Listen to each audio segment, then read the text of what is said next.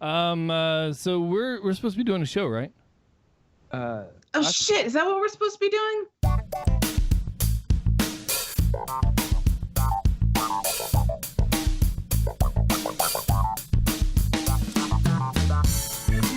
Hello and welcome to the Ritual Misery Podcast, episode beta 97 for Wednesday, the 5th of October, 2016. This is a show where two lifelong friends talk about geek stuff, and I fuck up the intro. I'm Amos, that's Kent, and sitting right there, that's Hot Beverages, Miss Emily. Hi. Kent, you looked like you had something to say, and then it petered out and nothing came out. Like, I wasn't sure if your Skype just froze, if your brain froze. Like, it was... Yeah, it could have been either one, honestly.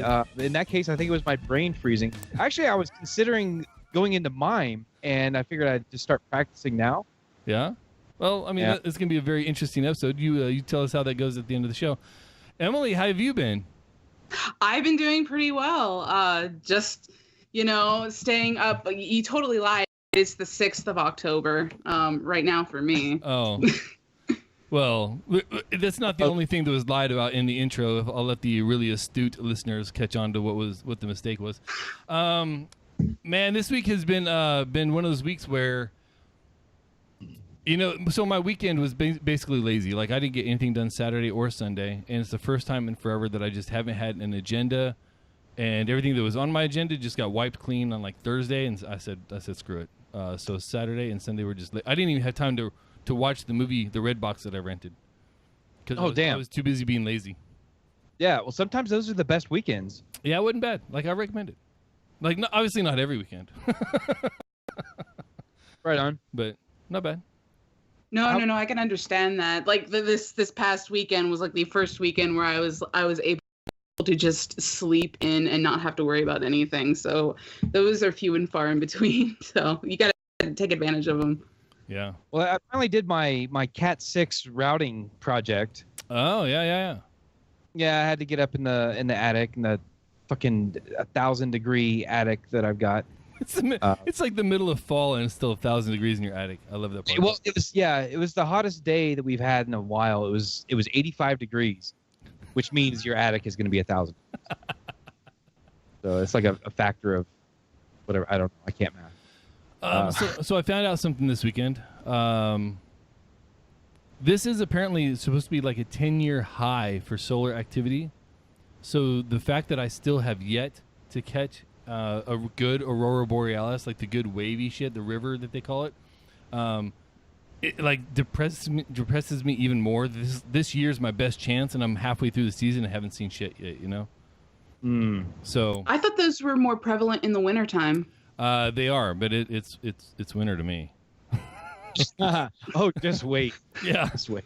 Yeah, it's been fun though. I mean, we get up in the morning at like 5 o'clock in the morning. It was when we hit the road, 5:15 or so. And this morning it was 33 degrees. So I was driving into work and I could feel like every once in a while you hit a little spot where it's like, that was not unfrozen. So yeah, it's like mid to high 60s when I leave for work in the morning. What's your weather like, Emily? Oh, it's been, well, today was actually really hot out, but it had been cooling down finally, fall weather. But I think it's supposed to be hot for the next few days, and then finally we're supposed to get down back into the 50s and 60s, which is where we were. Yeah. I'm really looking forward to this winter, especially considering they already have the heat on in the building. I'm used to being in places where they don't turn the heat on until it's like 40 degrees below or something, like they don't want to spend the money on the heat. So I actually got a thermometer for my office because some of my office mates have been telling me how cold it is. It has not dropped below 75 degrees in my office since I got the thermometer, and the complaints continue. So is that just the main topic of conversation in Alaska? Is just people being like, it's cold today. Well, yeah, it's cold one yesterday. There's like 3 or 4 of us in my office that it's our first winter here. And I'm one of those people that I don't get cold very easily. Like, when I'm cold, it's cold outside. When I'm hot, like I could be burning hot at any given time. It could be 40 below in the house, and I'm like, oh my God, it's so hot in here. But when Amos is cold, there's like 3 or 4 people with frostbite. Somebody's dead in the corner. Amos is like, it's kind of starting to get chilly. Yeah. I'm thinking about putting some clothes on. You know?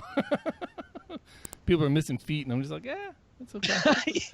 Yeah. But it hits like 85 degrees, and I'm melting, like just literally melting. I can't handle the heat, which is funny because I grew up in Southern California where it's nothing but hot.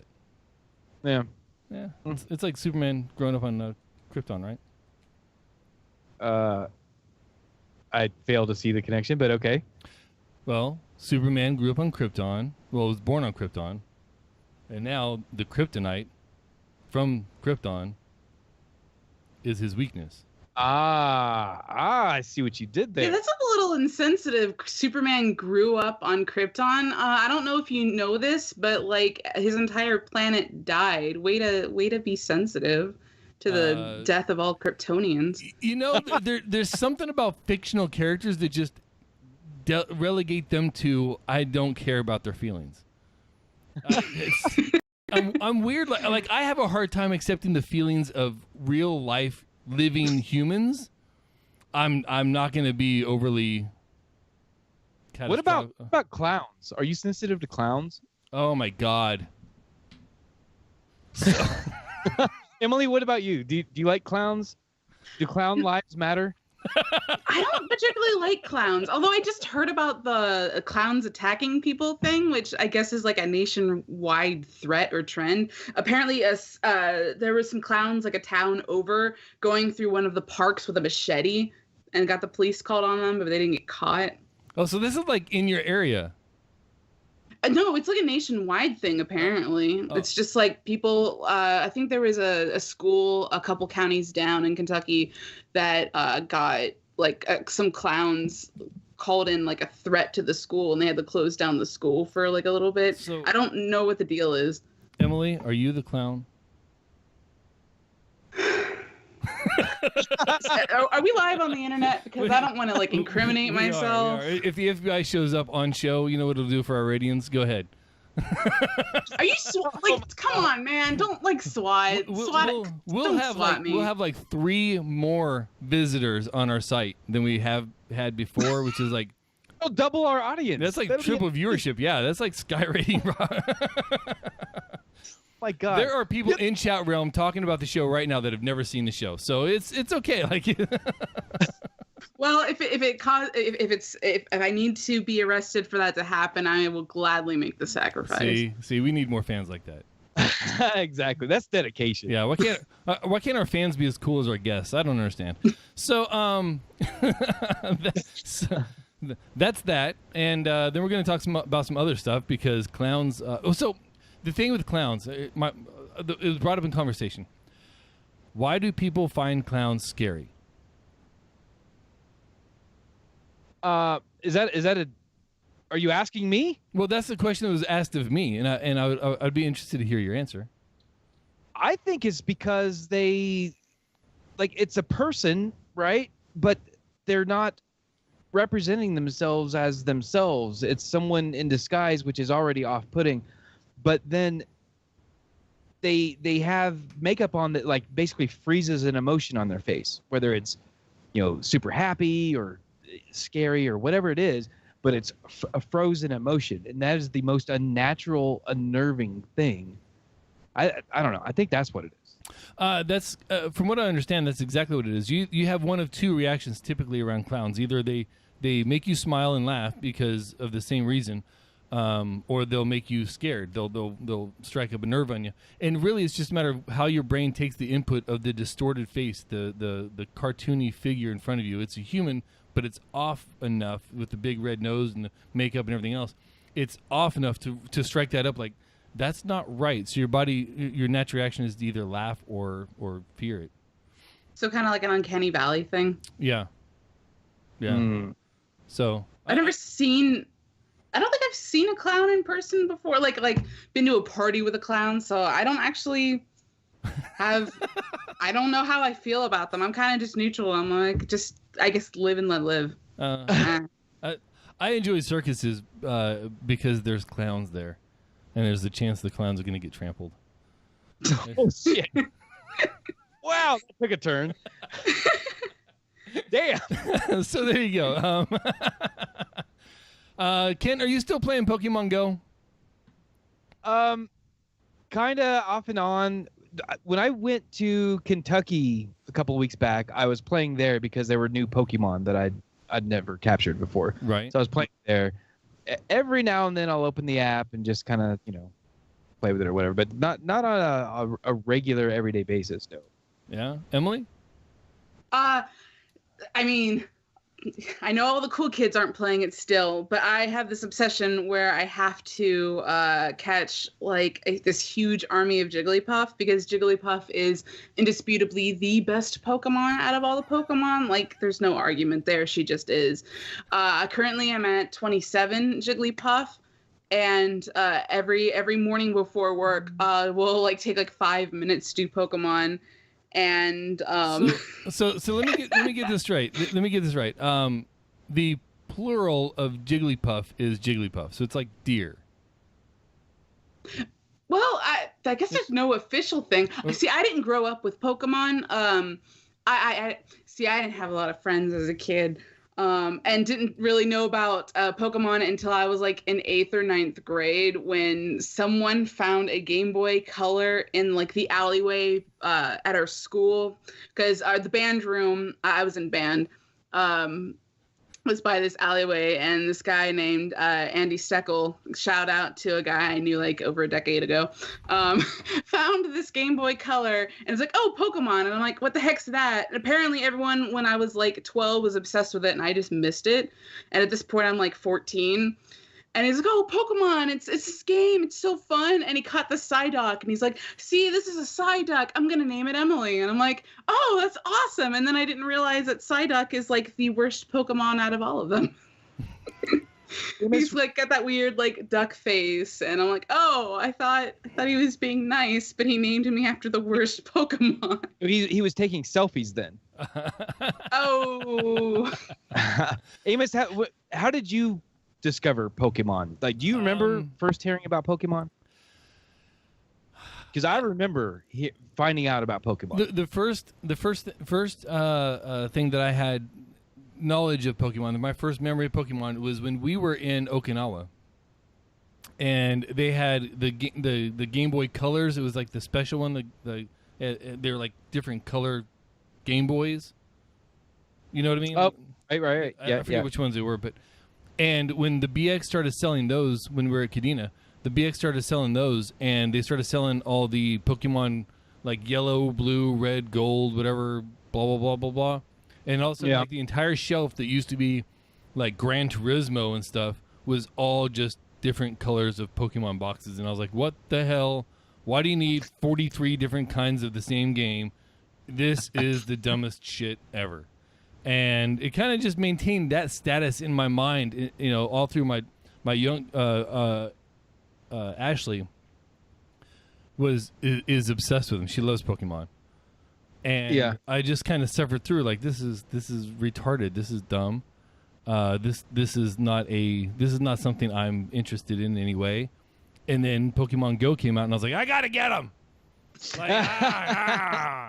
So I have regular appointments at the physical therapist, and there are 2 Pokestops on my way. There's another one not far from there, and there's always, what the hell is it? The one that looks like the bowling ball, chomping at the bit thing with the smoke around it or whatever. There's always 5 of those hanging around the med group, and I'm always trying to catch one. I've only ever caught one. Oh, the Ghastly? I think those are Ghastlies. Sure. Let me pull out my portable digital device that I don't have those right here. But while you're looking for that, I'll tell you the story of when I first discovered Pokemon. Remember our friend Patrick? Amos? Patrick? Yeah. Patrick Madoff? So, same time frame that you were talking about. This is when we were in Okinawa. Mm-hmm. I talked to him on the phone one time, and he begged and pleaded for me to go downtown in Japan to the vending machines and Japanese Pokemon cards. Yes. Dude, you can eat shit. I don't know what the hell you're talking about, and you can just shut the fuck up about that, because it ain't happening. It's the one time we should have listened to Patrick. Exactly. That's one of my moments of regret. I should have bought all of them and not given them to Patrick.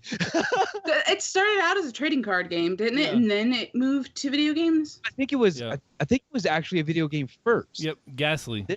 No, it was Aha! See, I'm learning their names. Yes, I'm not sure my level of impressedness. As long as we're pulling out our Pokemon phones, literally, I don't know if you can see this. This is my Jigglypuff army. These are the only Pokemon worth catching. I will only respect you if you have. Pidgeys. Pidgeys are trash. I got a Pidgey army.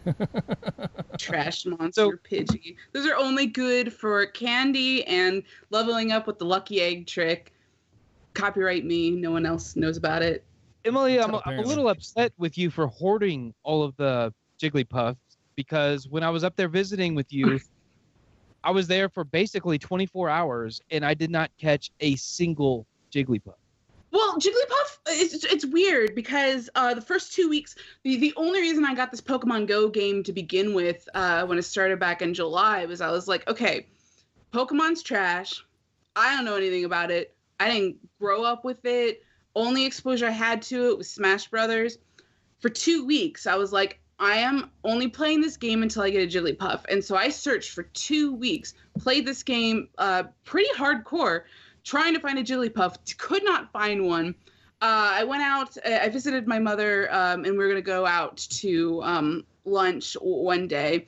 And I had the app open, and we were driving by, and I saw a Jigglypuff, and I was like, pull over. I'm getting this Jigglypuff. It's the first one I've ever seen. I caught it. Best day of my life. So the point is they can be hard to come by. I got 2 on my way to work once when I responsibly pulled over to the side of the road and caught them. But they can be really hard to come by. I think I caught 6 in Indianapolis when I was there this summer. I only caught 1 in Atlanta. It can be hard. Jigglypuff can be hard. I wasn't hoarding them. If it was up to me, everyone could have Jigglypuff. Although I would have the most because Jigglypuff's literally the best and only Pokemon worth having. But I'd share with people. I'm not selfish. I'm not. Come on. Wow. Okay. All right. I believe. Good job calling her out on that one, Kent. Oh, talking man. shit about me and Pokemon. like Emily's easily the most she. Yeah. Use your words. No. Yeah, words are hard, No, especially they didn't work. She's easily the most defensive guest we've ever had on. You had 2 guests in a row that were just like, oh, Emily, I hate her. She sucks. And, I mean, that may have not been what Bonnie or Stacy said. I don't know. I'm not accusing anyone of saying that they were going to, beat me up in an alley. But that's pretty much what I heard. I don't know. If anyone else heard anything different, then you weren't listening to the same podcast as I was. Ritual Misery Podcast, still in beta. Okay. First of all, I know you're lying because nobody listens to this show. So your entire point is completely invalid. But were that the case, if you had listened to this show before, and we did say something along those lines, it would never have been that. It would never have been, oh my God, Emily sucks. Totally, I'm not going to even try to quantify the level of distaste for the hot beverages. There's no way. That would never happen on the show. At least not live. It happened a post show. Oh. Yeah, that's a post show thing. That's totally a post show thing. That might have been the time we forgot to stop broadcasting. We thought we were in the post show. Times that you stopped recording, but you didn't actually stop broadcasting. Maybe. It might have been those shows. Yeah, no, because those were a long time ago. We were still trying to figure out how to broadcast in the first place. Right, yeah, no doubt. Oh, man. So this weekend, you were talking about your lazy weekend. I had a little bit of a game night. Yeah. And we played this card game. I don't know if you've heard of it. It's called Exploding Kittens. Okay, you've got my attention. Amos, are you a fan of cats?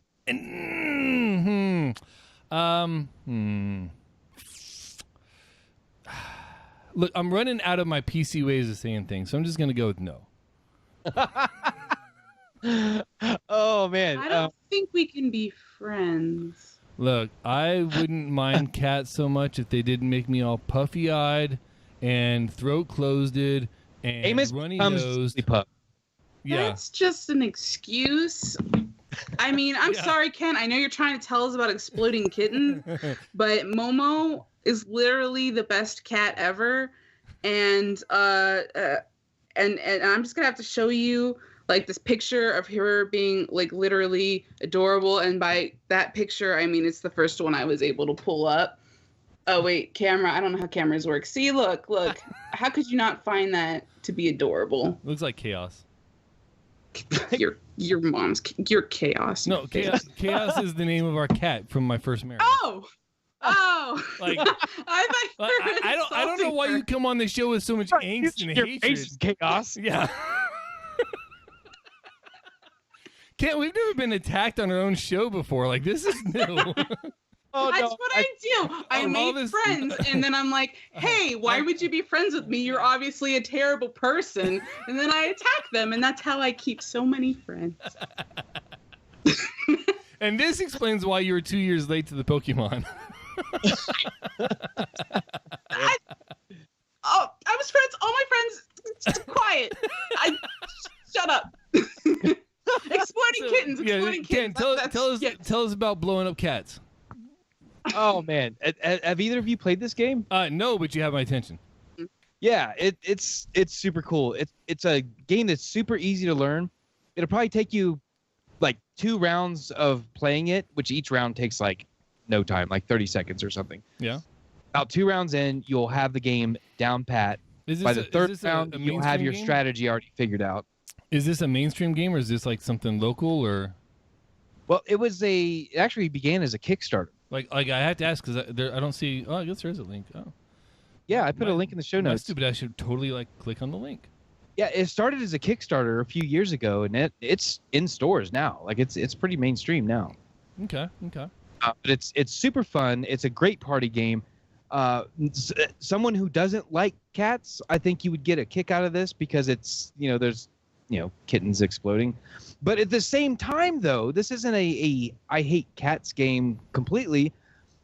Emily, I think you would like it too because every card is illustrated with like a super cute cat picture, and there's things like we were playing the NSFW version. We've actually got the original version and the NSFW version, and this weekend we chose the adult one, and there's cards like the multi-titty kitty. And it's got a cat in a bikini with like multiple bras. Well, and it's hilarious. Animals are like that. Yeah, but it's so funny, and the drawings are cute, and I think you would enjoy it because the entire point of the game is to not explode the kitty. You're trying to diffuse the. Oh, that's great because I thought the point would be to explode them, and I'm like, I can't do that. I love cats too much. I just want to save all of them and just. Exactly. I actually have this board game that my friend Casey gave me several years ago for a birthday called Crazy Cat Lady Game. And the point of the game is to own and collect as many cats as you can. And I've only been able to play it twice, just because for some reason, no one wants to play it with me because I either always win or they just don't like cats as much as I do. But I bet it's the prototype to exploding kittens, except for there's no they don't explode in this game. But So I'm just gonna interject really quickly. I know we like to joke on the show how nobody watches it. I know how we like to say that we don't have any fans. We have friends of the show, but we don't have any fans, and how nobody ever downloads our shit. I just want to put it out there that Stacy, our guest from last week, just tweeted a message to me and Kent saying, "Hey, are either of you guys up?" And my reply was, "LOL, we're live." I'm just saying, like, there's some validation to it. Yeah. 1 week ago. Yeah, 1 week ago at the same time slot on the same day, she was on the show.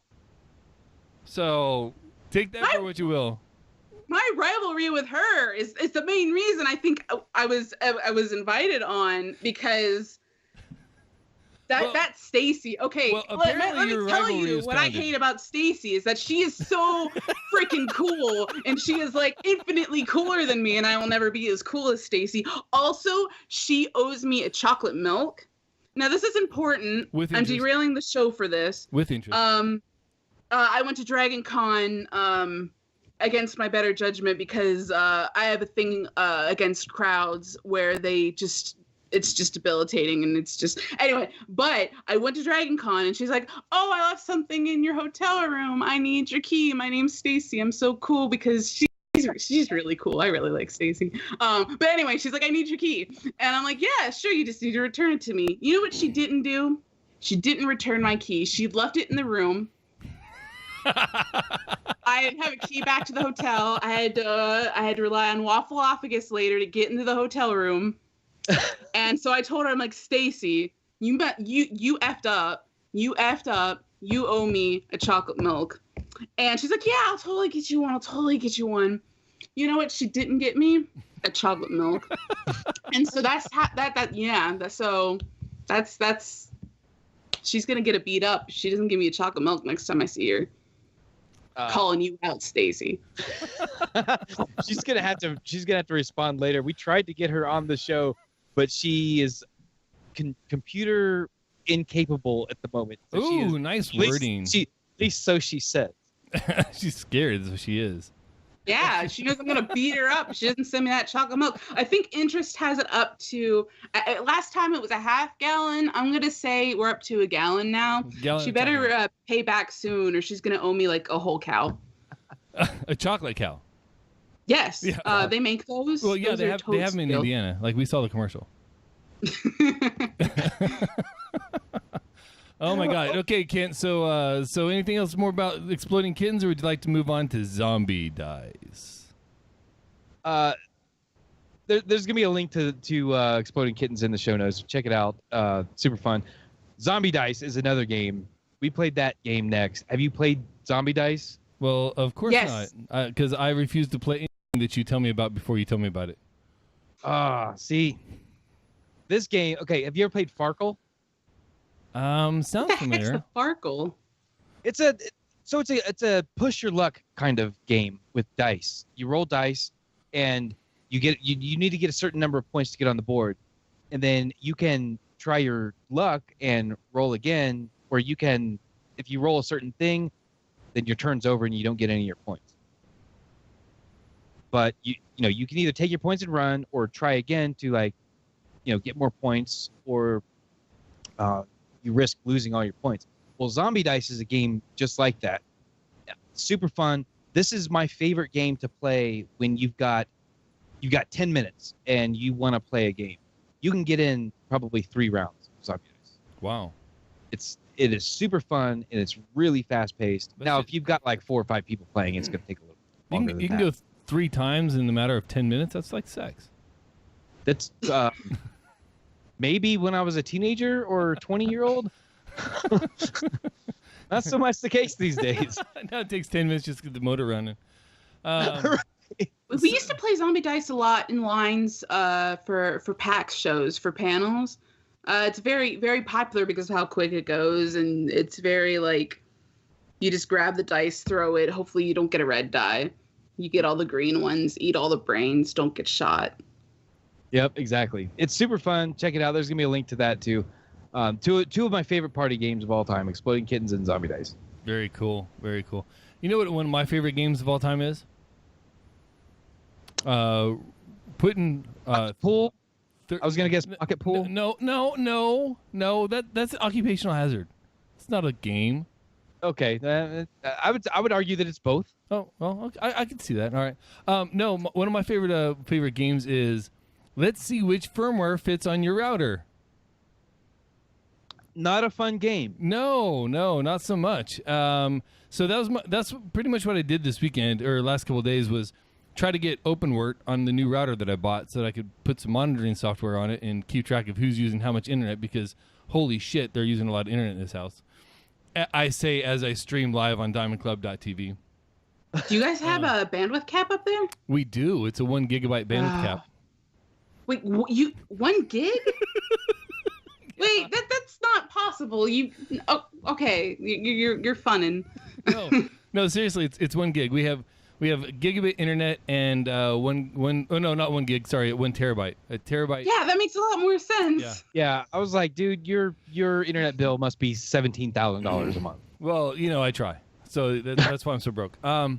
But yeah, I did that. I messed with that. Tried to get OpenWRT working, and it wasn't quite flowing. So I went back to my old trusty DD-WRT that I've been using for years. And wow, what a difference! And it was nice to get back to the old stomping grounds. Get back in there. Still got the same interface and everything else. Still same capabilities. But what the important part of it was, there's a lot of SSH.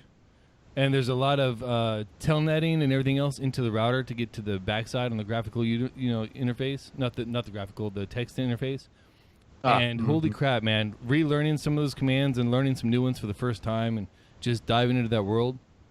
Man, I missed that. I missed just hacking into some shit like that. It's so fun, especially when you're throwing in commands and you're not sure exactly what they do.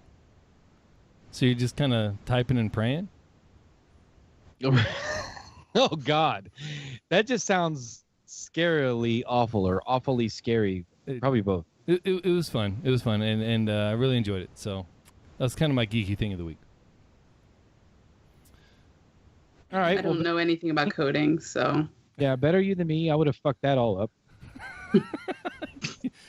I.e. thrown it away. Yeah, pretty much. Like, oh, that's trash now. You mean I got to log in on terminal? Yeah. No, this is trash. It's gone. Nope. This is going away. Holy shit. Well, so we did not do a TED Talk again this week. Did we do a TED Talk last week? I think we did, didn't we? Maybe not. I don't remember. I don't think we did. I don't know. We need to find a new batch of TED Talks. Yeah. What's your thoughts on TED Talks? I haven't listened to it enough to really. See, I'm not okay. My only exposure to them, I think, is occasionally I'll listen to NPR before I got satellite radio that came free with my car. Shout out to satellite radio. Yeah, they seem very educational and cool and discussing interesting topics. I can't for the life of me remember the last one I listened to. It was probably something about being happy or something.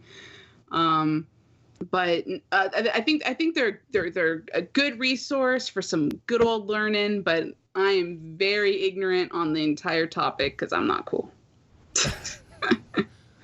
We kind of use TED Talks as a cheat when we don't have enough cool topics to talk about or good conversation starters in mind. Like, You know what? Let's do a TED Talk and instant conversation. And sometimes they're really, really awesome. And the problem is I'll catch on to one and I'll sit there and watch like 3 hours will go by and I'll just be TEDed out. And then it'll come time for a show and I'll be like, I don't remember which one I wanted to talk about. Well, you can just look back through your history. Yeah, but there's like 45 of them. Like, I'm not, Right. And so, yeah. Is there like an event that they're just discussed at, or is it just, hey, this speaker spoke about this topic at such and such convention or Yeah, they actually have several conferences now and all over the place. Mm-hmm.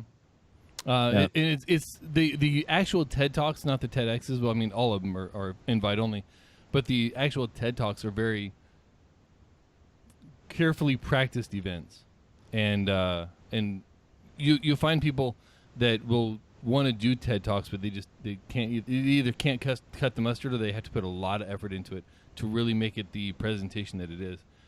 And if you can find a TED Talk that's on something that you enjoy or something that you like to learn about, they're amazing. So, did Brian Brushwood do one, or did I just make that up? I probably just made that up. He did a Google Talk. Yeah, okay. Yeah, it wasn't a TED. I'm 99% sure it wasn't a TED. If it was a TED, we would have found out by now, or we are the worst reviewers of TED Talks in the existence. Right? What does it stand for? Like technology, education, Design. Design. Okay. Yep. And it's really the design part that usually interests me the most, because the technology stuff is either something that's so far out there that I'll never see in my lifetime. Now, see, Bob Callie in the chat says that he thinks it was a TEDx. It might it have been a TEDx? Like, only if it was in Austin, though. Like, he wouldn't fly anywhere else for it. Well, that's probably true. Brian Brush would be like, yeah, when it comes to me. Yeah, Brian, we've got something to say about Brian later in the show. Yeah. We'll get to that. Hey, and we have a link. We have an actual link. Each biscuit is like oh, look at that snowflake. Well, that sucks. Wasn't TEDx? Nice. In San Antonio. Yeah. Okay, so close enough. How to scam your way into anything. That's like 2 hours away from. Yeah. Okay. So Oh God, I love San Antonio. Oh man, it's got the whole introduction and everything. Oh, this is gonna kill me. Of course, it's popping up in the chat in the chat room area. Yeah, we'll have to review this on a future show. Not next week's show. That would be awkward. Yeah, it would. Yeah, we'll get into why. We'll get into that later. Hey man, so we've had some talks before. Speaking of TED Talks, one of the TED Talk things we watched was about bees. And this week, 7 bee species have been placed on the US Endangered Species list. 7 native Hawaiian bees have been placed on the Endangered Species list. Unless I'm mistaken, this is the first time an insect has ever been placed on the Endangered Species list. Is that correct? I know it's the first time a bee has been placed. I'm not sure about insects, but it would not surprise me. But yeah, it's officially getting to where they're in danger, man. Like we've talked about this before. Neither one of us are overly fond of bees, but they're insanely important creatures for not just the honey they provide and fills our tummy, but also for the pollination of pretty much everything that we eat that doesn't come out of a hoofed or footed animal. No, exactly. I mean, they're basically essential for all flora on the planet. Right. Something I think I saw a number, something like 90% of all flora relies on bees and other pollinating insects. Yeah. It's vitally important. Yeah, even like, I don't know, there's so many insects that do the job, but nothing does it quite as well as bees. Right, yeah. And, nowhere near the numbers. Bees, I mean, they are the workforces of the pollination world. Pollination nation. Yeah. Do they have any idea what's causing this to the bees? So between a fungus, right? There's a fungus. There's encroachment. There's the warming of the globe. You know, the global warming, I think they call it. And Al Gore made that up. Yeah, Al Gore, fucking Al Gore. Al Gore is killing the bees. Damn it, Al Gore! Shit! If only we could use the power of the internet to save the bees. Yep. That's a figment of his imagination too. Well, yeah, of course, just like Snickers bars. But yeah, it's there's a lot of different things. Some things that we can help with, some things that we probably can't or shouldn't. But either way, it's getting to the point now where it's getting in dire straits. So it sucks, but it's kind of how it goes. And these are all in Hawaii too. But it's a good thing that they're being put on the endangered species list, because that's going to require certain things to happen. So if you want to clear a piece of land that has a bee population on it, if they're on the endangered list, well, no, you're not clearing that land. Yeah, tough knuckles, you're done.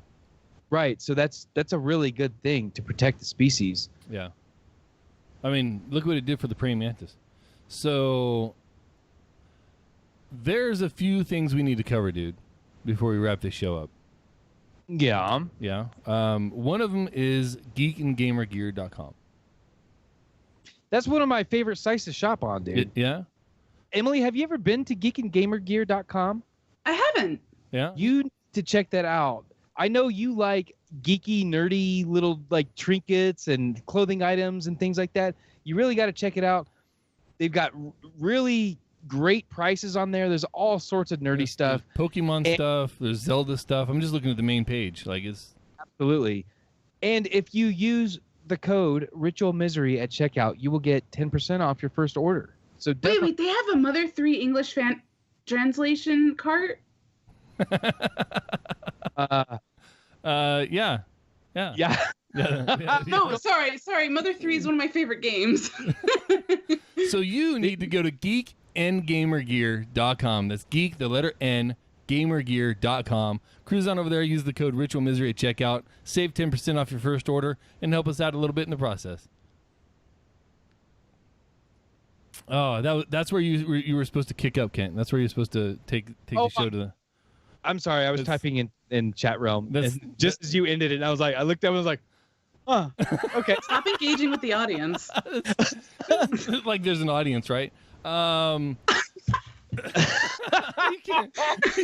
He's engaging with himself. That's not what we do on the show. That's a different show, dude. I've actually got like 3 computers going over here. Everyone in chat realm right now is me. It's not even 3 different computers. You can have just like 4 different instances of the browser open. You just load it up. You're Wonder Mom.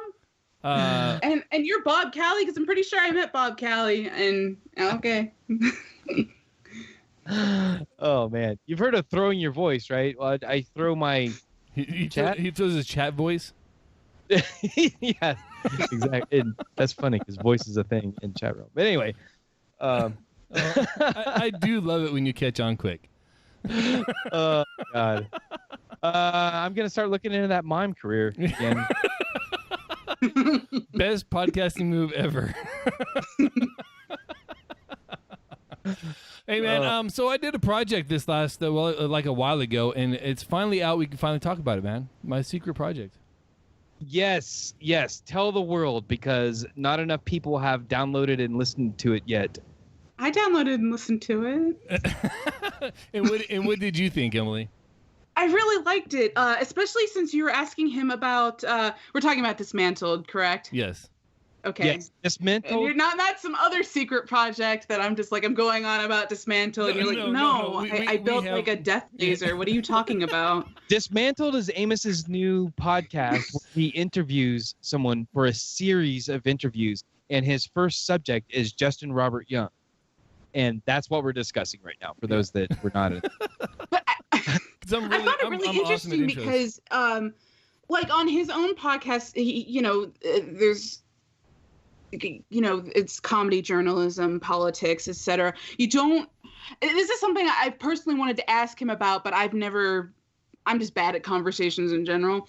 I've always wanted to ask his reaction, how he is, I guess what you said, discussing Diamond Club. But I've always wanted to see how someone's personal reaction was to them having like a fan base and how they would feel about it. And I found the entire thing interesting, like something that I don't think he's ever really talked about, or maybe even been asked about. So the catalyst of the show was that I find Justin Robert Young very interesting, just overall, not only his mic presence and how he handles himself on the shows and stuff like that, but the way that he formulates things and how well he can pull a tangent and really just bring it all in at the end and things like that. And I got to thinking that he gets really personal in his shows, but there's so much more to the story, and there's more to him, and there's more things to talk about. And I asked him, I was like, hey, what do you think about doing a short run of episodes, maybe 5, maybe 10, and just each time just tackle a subject, and it'd just be a different interview, like a very focused kind of interview. And he was like, yeah, man, cool, hit me up. Of course, then summer happened. And between CreateCon and what else, like fucking Dragon Con. Yeah, and Con. You moving to the other side of the planet. Me moving from Korea to Texas to Alaska in the matter of like 3 weeks or whatever.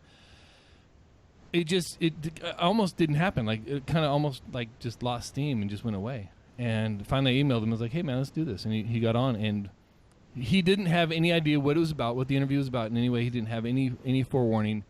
And just as you hear in the show, I just hit him with a question and just took it from there.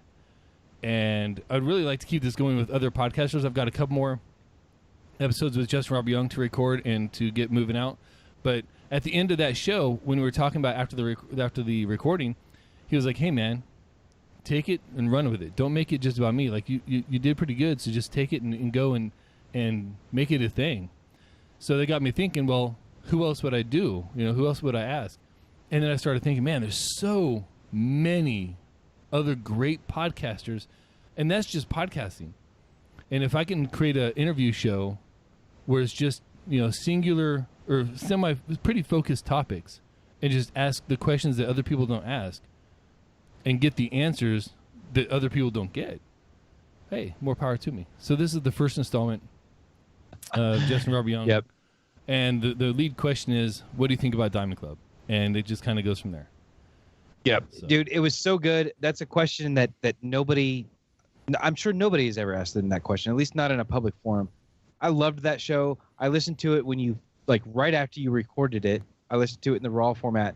And then I listened to it again when you released it. I was just intending to listen to the first few minutes just to see, what kind of music did he add to it? No, I had to listen to the whole thing again. It's just that good. It's so good. If you haven't checked it out, Undaunted on iTunes. No, not Undaunted. Sorry, that's your other show. that's how professional we are around here. No, Undaunted is hopefully coming out of hiatus very soon, but it's a different type of interview show with a different focus. Yep. So the same potential guests, I think, to a point, but a completely different focus. So Dismantled is hopefully it can be anybody. It can just be someone who's got multiple layers, like Wonder Mom said, an onion. Someone out there that's got a lot of different things that they're into. Really like to get into that. Undaunted, which the last episode was back in March when I interviewed Tom Merritt at South by. Right. Yeah, that was so awesome. In the rain on the sidewalk. Yes. Oh, that was you? Because I was outside for a little bit, and I didn't realize that Tom was the very tall man that was standing outside was Tom Merritt. I thought that was okay. Yeah, well, I think I was there for that. Yeah, Roberto Viegas was actually recording that episode. Yep. Because honestly, I thought Roberto was doing an interview, so that was you. He did one immediately after. Okay. Yeah, we were the sound check for his show later. But yeah, that's a show where I interview podcasters about podcasting. The ups and downs, all that other stuff, and hopefully I'll be bringing out of hiatus very soon as well, along with a new project that I'm working on, Podcast Pastiche, and that's another project that, well, hopefully I'll kick that one off soon too. I'm just all over the damn place. So that's that. That's the secret project that we were talking about months ago that we can finally reveal. And hopefully you just go out and listen to it. And if you like it, let me know. I need more input on my interviewing style because I'm not getting enough. And everybody says I'm doing great, and I just don't believe them. So tell me the things that I'm doing wrong. Yeah. Or tell him specifically what he's doing right. So that maybe either way. So that's that. Hey, man, we're doing a countdown, dude. It's actually a count up. Yeah, that was pointed out to me when we were on episode 93 or something, that it's actually a count up, and I was like, well, it's too late. We already named it as Countdown to 100.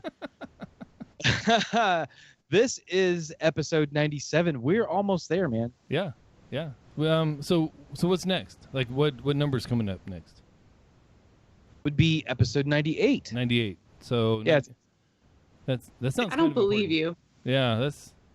That seems suspicious. There's actual math involved. I don't know if it's right. So the guests that we have lined up for the next 3 shows, we spent basically the last 2 months trying to finalize the booking on them, and I think we've got the next 3 shows set in stone. So can we say who they are? I say yes. Let's do it. You know what? Let's say them all. You want to say them all? Yeah, let's do it. So next episode, I'm not going to say next week because it might actually get pushed back, and you'll understand why very shortly. Next episode is the godfather of Diamond Club, Brian Brushwood himself. Will be our guest on the Ritual Misery program. The week after that, Kent? Well, the show after that, depending on when they air. Well, okay, so Brian is supposed to be on. He's scheduled for next week, but he is going to be on the road. On remote, yeah. So he'll be using his laptop from a hotel room. So if that doesn't work out, we're going to push it to the next week. So that's why we're being kind of ambiguous on the dates.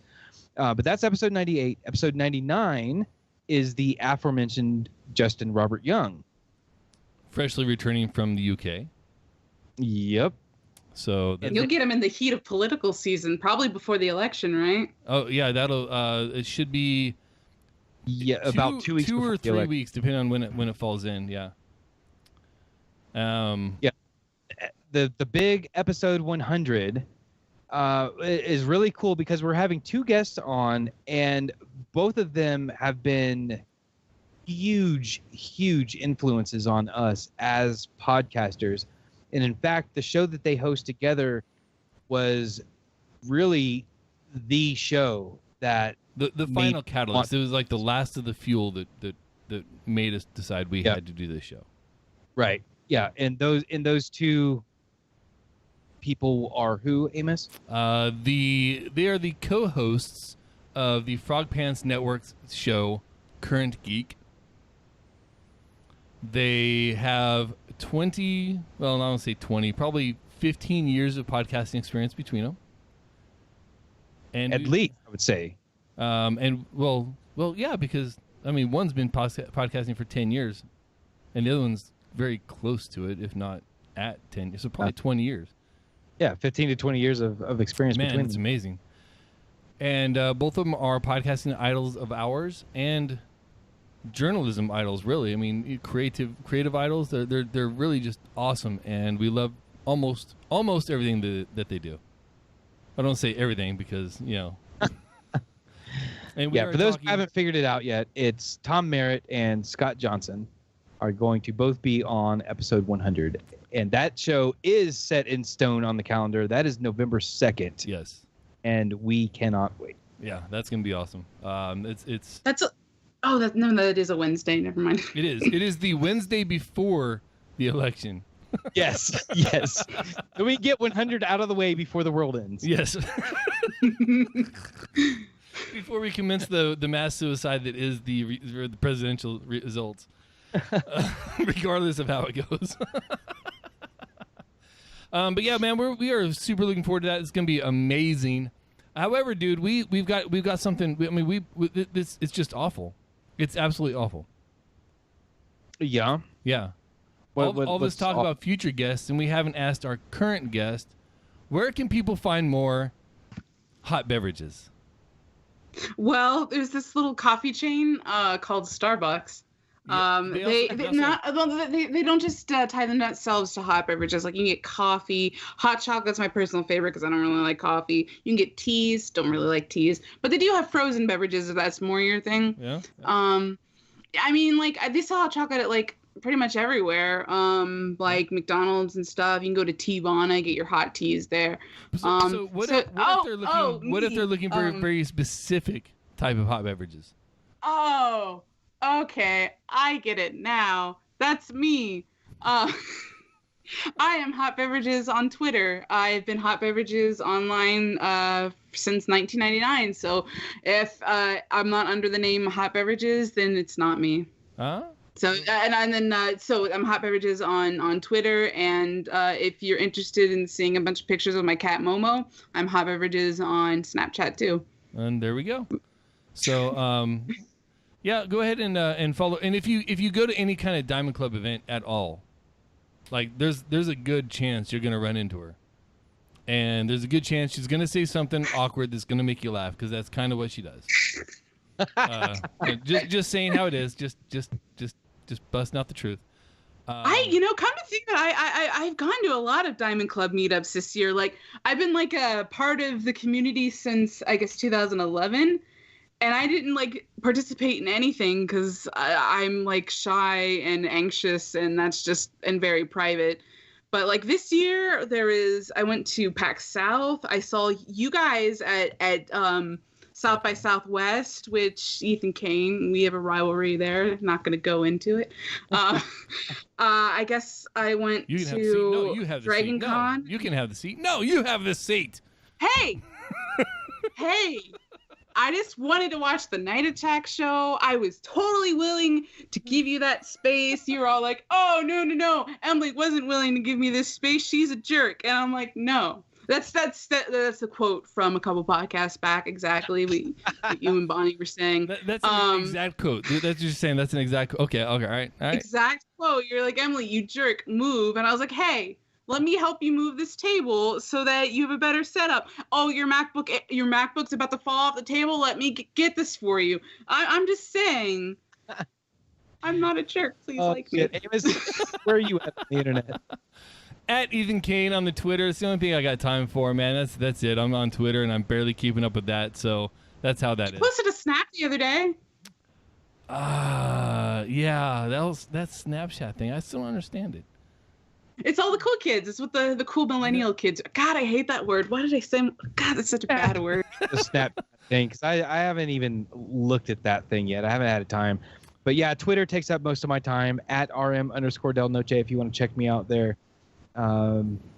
Yeah, that's the big one. And Rate Beer.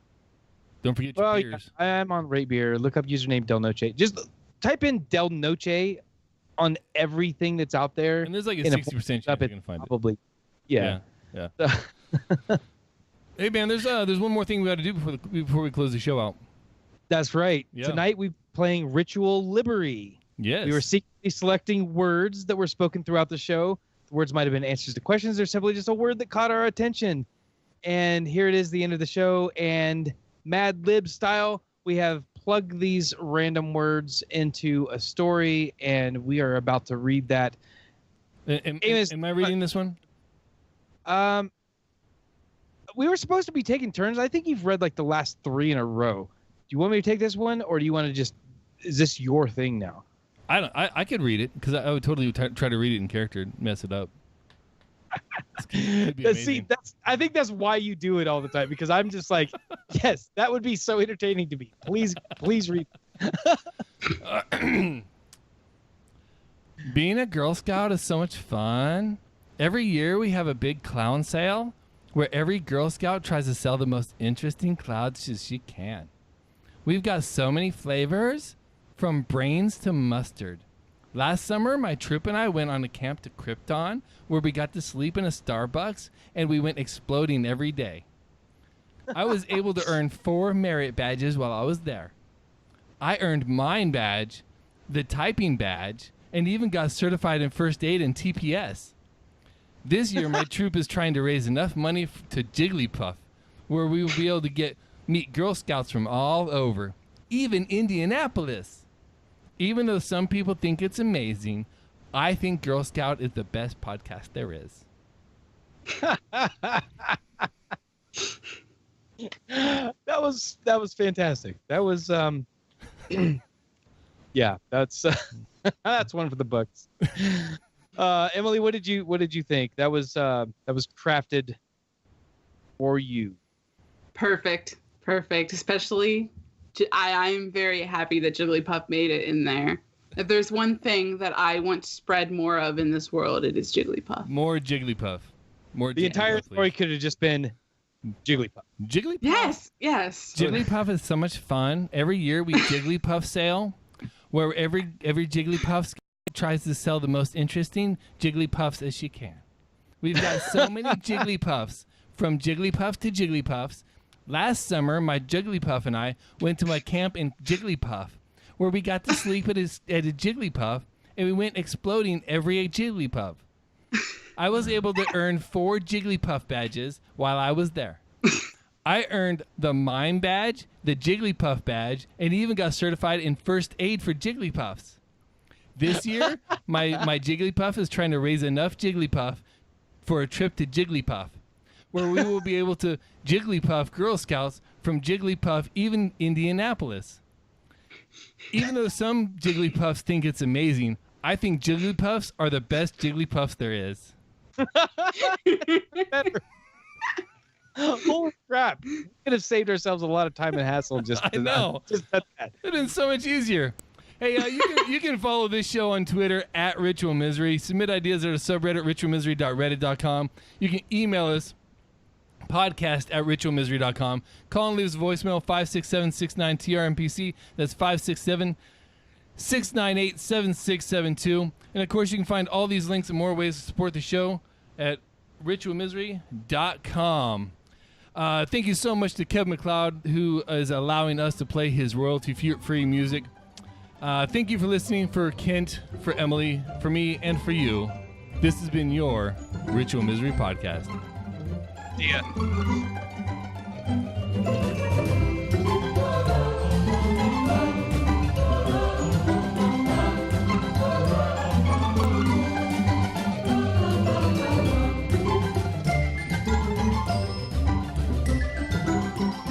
Diamond Club hopes you have enjoyed this program. And that's a show. That was fun. What'd you think, Em? You want to do it again? Hated it. You guys are so mean. I'm gonna flip this table. No, I loved it. Thank you guys so much.